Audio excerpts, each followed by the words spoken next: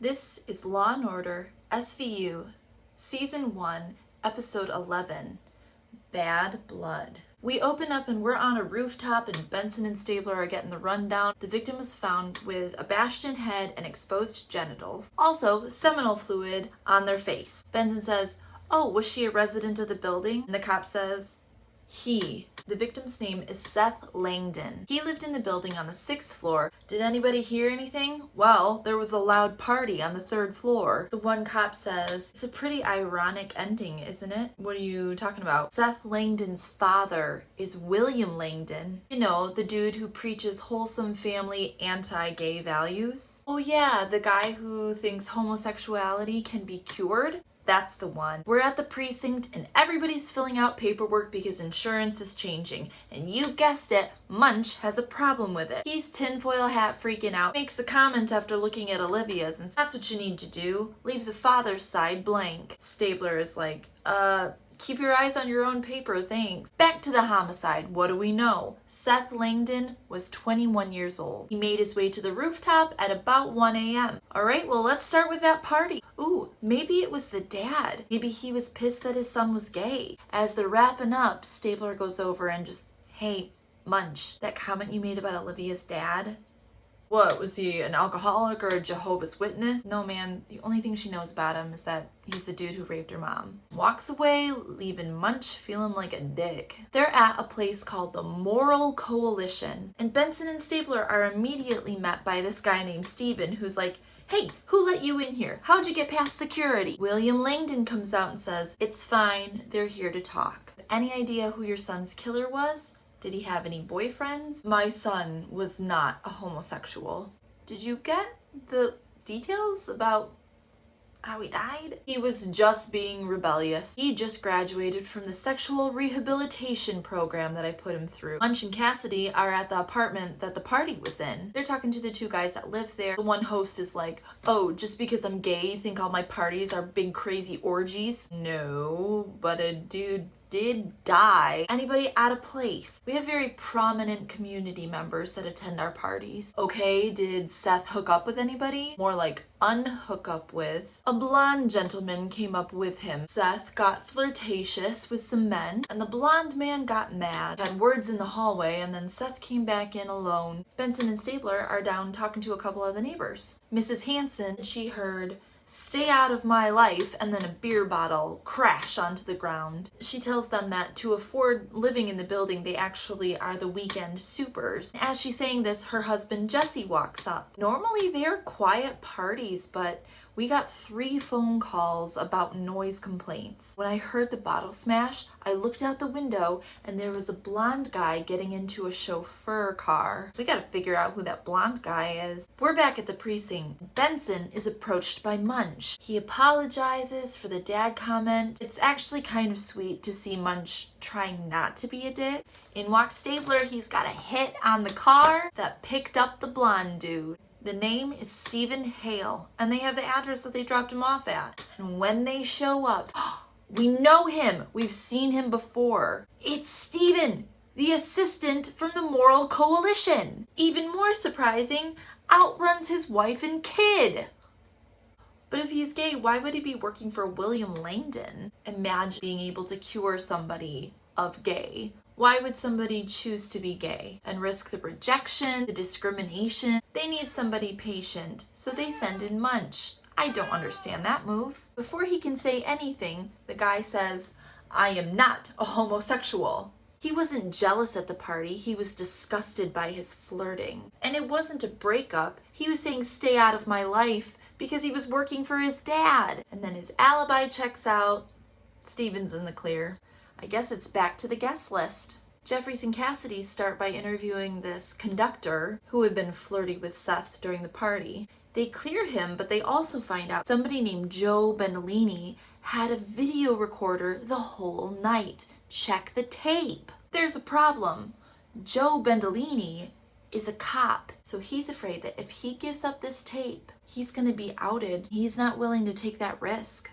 In fact, the next day, Joe Bendolini is there with his representative. Basically, they're not giving up the tape, and if he's outed because of this, we're gonna slap a lawsuit on you so fast your head's gonna spin. In the meantime, Munch has been doing some digging of his own into Benson's mom's case. He pulls the file and then goes deeper, and he's got a possible perp, and Olivia is shook. Jump to forensics, and the doctor's saying that she ran some preliminary tests on the DNA. First, she gives a whole bunch of disclaimers, like this is not gonna hold up in court. Then she gives the name, Ray Gunther. Ray Gunther. Ray Gunther. Where do we know that name? Oh, he was the Parkway rapist. But I thought we put him away. There's no way they would let out Ray Gunther. He brutalized 7 women. 2 of them needed reconstructive surgery, served 15 of his 20 years, and now he's out. Do we have an address? Yep, and guess what? It's the same building that Seth was murdered in.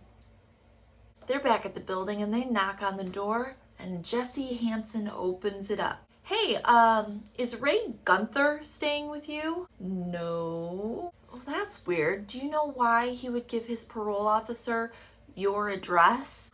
'Cause he's my brother. So they bring Jesse down to the precinct to question him.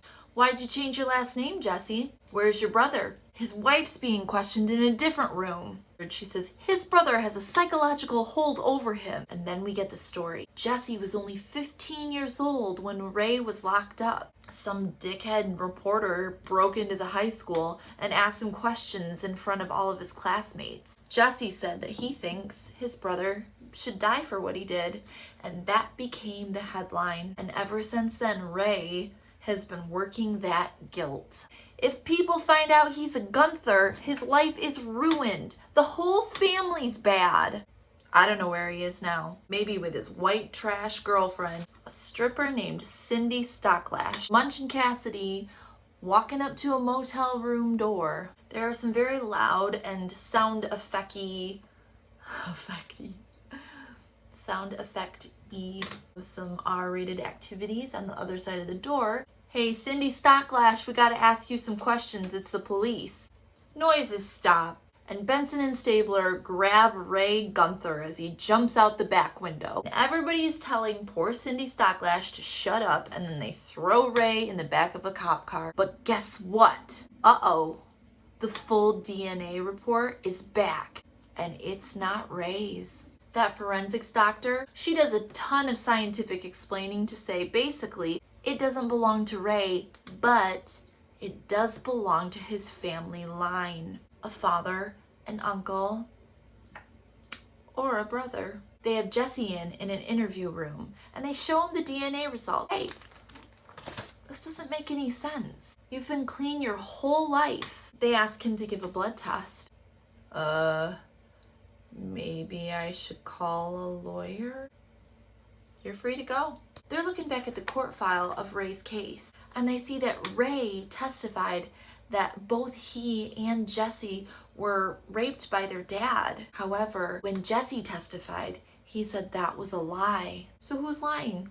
The whole gang has this great little discussion on nature versus nurture, which kind of pisses Olivia off because, you know, her dad is a rapist. So they're talking to Abby, the assistant district attorney, the ADA. Okay, we've got a hearing set up tomorrow. We have the DNA evidence, but it would be nice to have a safety net.